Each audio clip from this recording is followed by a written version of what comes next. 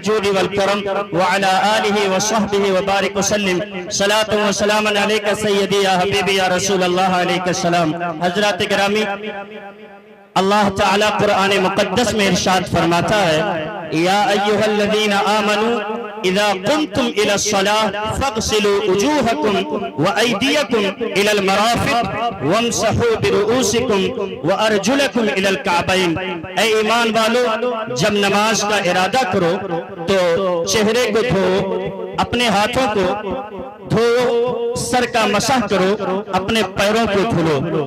یہ چار چیزیں وضو میں فرض ہے، اور اس کے بعد جتنی بھی چیزیں ہوتی ہیں وہ میرے آقا حضور اکرم نبی محترم و محتشم صلی اللہ علیہ وسلم کی سنت مبارکہ ہے، عادت کریمہ ہے۔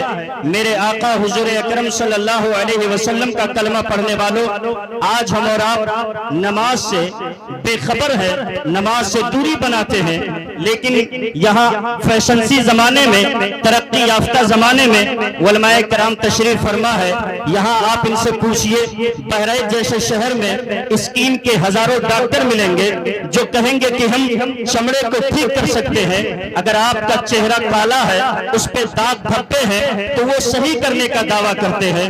اگر بڑی سٹی میں جائیے، لکھنؤ جیسے شہر میں آپ تشریف لے جائیے تو بڑے بڑے اسکین کے ڈاکٹر ایک نہیں ہزاروں آپ کو ملیں گے، لاکھوں کی تعداد میں وہ علاج کرتے ہوئے ملیں گے۔ وہ کہیں گے اسکین کا کوئی مریض میرے پاس آ جائے، اس کا چہرہ اگر کالا ہے تو اسے گورا بنانے کی وہ کوشش کریں گے، اگر چہرے پہ داغ دھبا ہے اسے بنانے کی، اسے سنوارنے کی، اسے سجانے کی کوشش کریں گے۔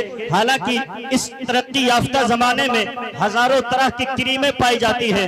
آج ہمارے گھر کی عورتیں طرح طرح کی کریم لگاتی ہیں کہ میرا چہرہ چمکدار ہو جائے، میرا چہرہ دیکھنے کے قابل ہو جائے۔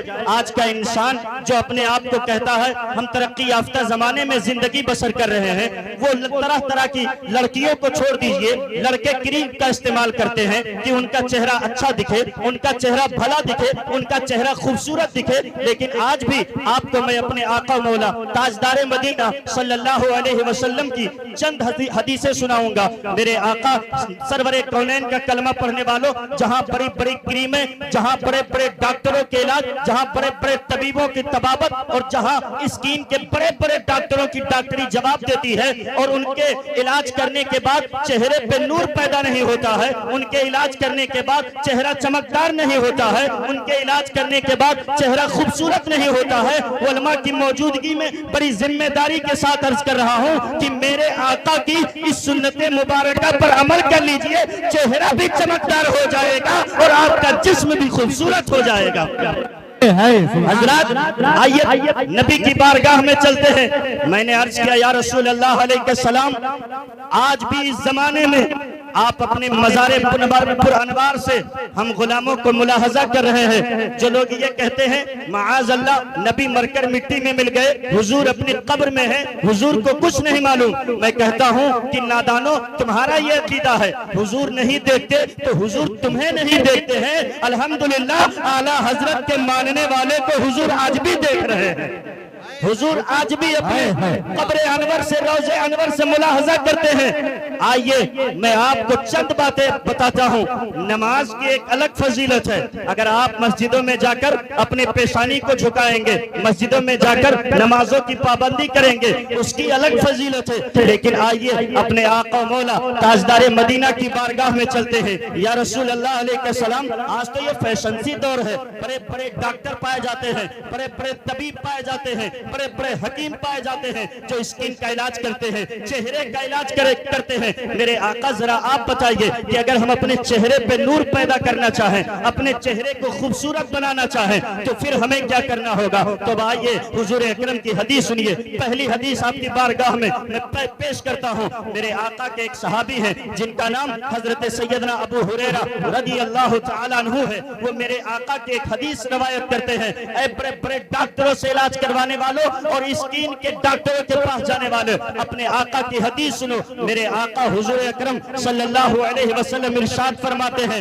قیامت کے دن میرے امتی کے چہرے چمک رہے ہوں گے، میرے امتی کے پیر چمک رہے ہوں گے، میرے امتی کے ہاتھ چمک رہے ہوں گے۔ صحابہ نے عرض کیا یا رسول اللہ علیہ السلام اس کی وجہ کیا ہوگی کہ ان کا چہرہ چمک رہا ہوگا، ان کے ہاتھ چمک رہے ہوں گے، ان کا پیر چمک رہا ہوگا۔ میرے آقا ارشاد فرماتے ہیں جو دنیا میں رہ کر وضو کرتے ہوں گے میدان محشر میں ان کا چہرہ بھی چمکے گا، ان کا ہاتھ بھی چمکے گا اور ان کا قدم بھی چمکتا ہوا دکھائی دے گا۔ نعرہ تکبیر، نعرہ رسالت، مسلک اعلی حضرت، عظمت مصطفیٰ، ارشادات مصطفیٰ، نعرہ تکبیر، سبحان اللہ۔ وضو کرنے کی عادت آپ ڈالیے تو کسی کریم کی ضرورت نہیں پڑے گی، کسی انجیکشن کی ضرورت نہیں پڑے گی۔ وضو کرتے جائیں گے چہرہ خود بخود سنورتا چلا جائے گا، خود بخود نکھرتا چلا جائے گا۔ بڑے بڑے اسکین کے ڈاکٹر اپنے ڈاکٹری پہ ناز کرتے ہیں، سب کی ڈاکٹری ایک پلے میں رکھ دیجئے، میرے آقا کی اس حدیث کو ایک پلے میں رکھ دیجئے، سارے ڈاکٹر فیل نظر آئیں گے، میرے مصطفیٰ کی حدیث کام کرتی ہوئی نظر آئے گی۔ آئیے پھر اپنے آقا کی بارگاہ میں چلتے ہیں۔ یا رسول اللہ ذرا اور بتائیں وضو کے فضائل کیا ہیں، وضو کے کمالات کیا ہیں۔ سائنس کو ایک طرف رکھیے، آج 1450 برس کے بعد سائنس نے ترقی کیا ہے، وہ ریسرچ کرنے کے بعد وضو کے فضائل کو بیان کر رہی ہے کہ اگر انسان تھکا ہوا ہو وضو کر لے اس کا تھکن دور ہو جائے گا۔ اگر بہت زیادہ بیماری کی حالت میں ہے سائنس کہتی ہے کہ اگر وہ وضو کر لے تو اللہ کے فضل سے اس کی بیماری بھی کم ہو جائے گی، یہ سائنس کہتی ہوئی دکھائی دیتی ہے۔ میرے آقا کی بارگاہ میں چلیے، ایک صحابی رسول ہیں وہ عرض کرتے ہیں میرے آقا نبی مکرم صلی اللہ علیہ وسلم ارشاد فرماتے ہیں کہ جب ایک وضو کرنے والا شخص وضو کرنے بیٹھتا ہے نیت کرنے کے بعد جیسے ہی اپنے ہاتھ کو گٹوں تک دھوتا ہے حضور ارشاد فرماتے ہیں جیسے ہی پانی کا ایک قطرہ زمین پہ گرتا ہے اس کے ہاتھ کا گناہ بھی زمین پہ گر جاتا ہے۔ جیسے وہ کلی کرتا ہے نا ایک قطرے کے ساتھ اس کے منہ کے گناہ، اس کے دانتوں کے گناہ، اس کے ہونٹوں کے گناہ زمین پہ گر جاتے ہیں۔ پھر میرے آقا ارشاد فرماتے ہیں جیسے وہ چہرہ دھلتا ہے اور چہرے کا ایک قطرہ پانی زمین پہ گرتا ہے تو پھر چہرے کے گناہ زمین پہ جھڑ جاتے ہیں، کانوں کا مسح کرتا ہے، سر کا مسح کرتا ہے، سر کے گناہ جھڑتے ہیں، کانوں کے گناہ جھڑتے ہیں۔ اس کے بعد میرے آقا حضور اکرم نبی رحمت صلی اللہ علیہ وسلم ارشاد فرماتے ہیں کہ جب وہ اپنے پیر کو دھلتا ہے جیسے ہی پیر سے لگ کر کے پانی کا ایک قطرہ زمین پہ آتا ہے سارا گناہ پیر کا اس کا زمین پہ آ جاتا ہے۔ پھر آگے سنیے گا میرے آقا ارشاد فرماتے ہیں صرف اللہ کی رضا کے لیے مسجد میں جائے نماز ادا کرے تو ایسے گناہوں سے پاک ہو جاتا ہے کوئی اپنی ماں کے پیٹ سے ابھی پیدا ہوا ہے۔ یہ وضو کی فضیلت ہے۔ سنیے میرے آقا نبی مکرم کا کلمہ پڑھنے والوں ڈاکٹروں سے کہو کہ نعرہ تکبیر، تمہاری ڈاکٹری ایک طرف، حضرت قاری کمال خان حشمتی صاحب قبلہ، نعرہ تکبیر، تمہارے ڈاکٹری ایک طرف، میرے آقا کی حدیث ایک طرف، تمہاری طبابت ایک طرف، حضور کی حدیث ایک طرف۔ ذرا کتنی پیاری حدیث آپ کو میں سنا رہا ہوں۔ میرے آقا حضور اکرم صلی اللہ علیہ وسلم کے وہی صحابی حضرت سیدنا ابو ہریرہ رضی اللہ تعالیٰ عنہ وہ کہتے ہیں میرے آقا ایک مرتبہ جنت البقیع شریف میں تشریف لے گئے۔ میرے آقا حضور اکرم نبی محترم صلی اللہ علیہ وسلم نے قبر والوں کو سلام کیا، السلام علیکم یا اہل القبور۔ اس کے بعد کہا کہ اے قبر والو انشاءاللہ تمہارے پاس میں جلد آنے والا ہوں۔ حضور اکرم نبی محترم ارشاد فرماتے ہیں کہ میں اپنے دینی بھائیوں سے ملنا چاہتا ہوں۔ صحابہ نے عرض کیا یا رسول اللہ کیا ہم آپ کے دینی بھائی نہیں؟ میرے آقا ارشاد فرماتے ہیں تم تو میرے صحابہ ہو۔ پھر کہتے ہیں دینی بھائی کون ہے؟ تو میرے آقا ارشاد فرماتے ہیں میرے بعد قیامت تک جو آنے والی میری امت ہے وہ میرے دینی بھائی ہے، میں ان سے ملنا چاہتا ہوں۔ میرے آقا حضور اکرم صلی اللہ علیہ وسلم سے صحابہ کہتے ہیں یا رسول اللہ علیہ السلام انہیں آپ کیسے پہچانیں گے؟ میدان محشر میں تو بھیڑ بھاڑ ہوگی، وہاں سارے نبیوں کی امتیں جمع ہوں گی، وہاں آپ کیسے پہچانیں گے؟ میرے آقا کتنی پیاری بات ارشاد فرماتے، میرے آقا ارشاد فرماتے اچھا یہ بتاؤ اگر کسی کے پاس سفید گھوڑے ہوں اور وہ چمک رہے ہوں اور وہ گھوڑے جا کر کالے گھوڑوں میں مل جائے تو یہ بتاؤ کیا انہیں تلاشنے میں کوئی دقت ہوگی؟ صحابہ کہتے ہیں نہیں یا رسول اللہ انہیں تلاشنے میں کوئی دقت نہیں ہوگی، اس لیے کہ کالے گھوڑوں میں سفید گھوڑے چھپ نہیں سکتے۔ میرے آقا ارشاد فرماتے ہیں جب میری امت میدان محشر میں آئے گی تو میرے امت کا چہرہ بھی چمک رہا ہوگا، ان کا قدم بھی چمک رہا ہوگا۔ اللہ اکبر، ان کا چہرہ بھی چمک رہا ہوگا وضو کرنے کی برکت سے، ان کا قدم بھی چمک رہا ہوگا وضو کرنے کی برکت سے، اور حوض کوثر پہ میں کھڑا ہو کر کے اپنے ان امتیوں کا میں استقبال کروں۔ اللہ اکبر، قربان تو جاؤ میرے آقا کے ذکر کی محفل میں بیٹھنے والوں۔ میرے آقا ارشاد فرماتے جو وضو کا عادی ہوگا کل میدان محشر میں حوض کوثر پہ میں اس کا استقبال کروں گا، سبحان اللہ، اس کا استقبال کروں گا۔ سیدنا عمر فاروق اعظم رضی اللہ تعالیٰ عنہ میرے آقا کے بہت جلیل القدر صحابی، خلیفہ دوئم، جن کے مشورے سے قرآن مقدس کی کئی آیت کریمہ نازل ہوئی۔ اگر آپ شراب کے حوالے سے دیکھیے تو شراب کے حوالے سے کئی آیت قرآن میں نازل ہوئی۔ اگر آپ پردے کے حوالے سے دیکھیے تو پردے کے حوالے سے کئی آیتیں نازل ہوئی۔ سیدنا عمر فاروق اعظم رضی اللہ تعالیٰ عنہ وہ صحابی ہیں جن کے بارے میں حضور ارشاد فرماتے میرا عمر جدھر سے گزر جاتا ہے شیطان اس راستے پہ نہیں آتا ہے، شیطان راستہ چینج کر دیتا ہے۔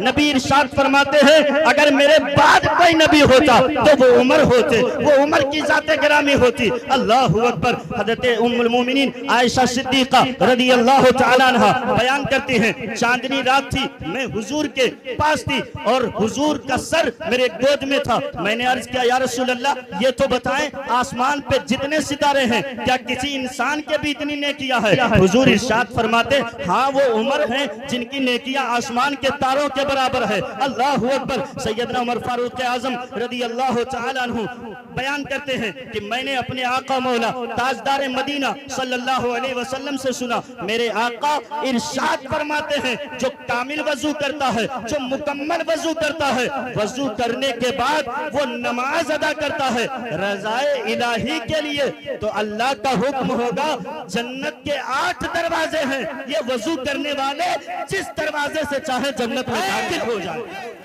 یہ وضو کی فضیلت ہے۔ جب وضو میں اتنی برکت ہے تو نماز میں کتنی برکت ہوگی؟ جب وضو کا اتنا فائدہ ہے تو نماز کا کتنا فائدہ ہوگا؟ جب اللہ نے وضو میں اتنی برکتیں رکھی ہیں تو پھر آپ سمجھئے کہ نماز میں کتنی برکتیں ہوں گی۔ چہرہ بھی چمکے گا وضو سے، ہاتھ بھی چمکے گا وضو سے، قدم بھی چمکے گا وضو سے۔ اور میرے آقا ارشاد فرماتے ہیں وضو کرنے کی بدولت ہی اپنے امتیوں کو میں میدان محشر میں پہچان لوں گا۔ اللہ اکبر۔ یہ میں نے بات عرض کر دی۔ اللہ تعالی ہمیں اور آپ کو صحیح اور کامل وضو کرنے کی، اس کے بعد نماز ادا کرنے کی توفیق عطا فرمائے۔ استغفر اللہ ربی من کل ذنب واتوب الیہ۔ یا رسول اللہ سرور کہوں کہ مالکو مولا کہوں تجھے، باغ خلیل کا گل زیبا کہوں تجھے، تیرے تو وصف عیب تناہی سے ہے بری، حیران ہوں میرے شاہ میں کیا کیا کہوں تجھے، لیکن رضا نے ختم سخن اس پہ کر دیا، خالق کا بندہ خلق کا آقا کہوں تجھے۔